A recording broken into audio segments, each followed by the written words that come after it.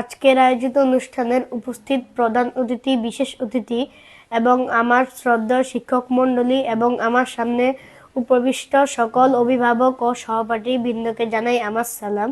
আসসালামু আলাইকুম ওয়া রাহমাতুল্লাহি ওয়া বারাকাতুহু। আজকে আমি আপনাদের মাঝে উপস্থিত হয়েছি। আমার বক্তব্যের বিষয় হলো জুলাই বিপ্লব। জুলাই বিপ্লব বাংলাদেশের ইতিহাসের একটি গুরুত্বপূর্ণ ঘটনা।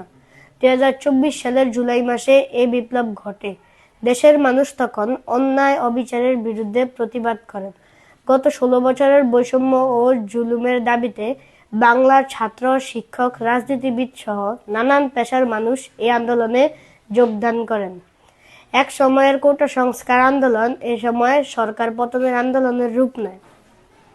এতে আবু সাঈদ মুগ্ধ সহ 1423 জন শহীদ হয়েছেন, 22,000 জন আহত হয়েছেন। এটার স্থায়িত্ব ছিল 1 জুলাই 2024 থেকে 5 আগস্ট 2024 পর্যন্ত।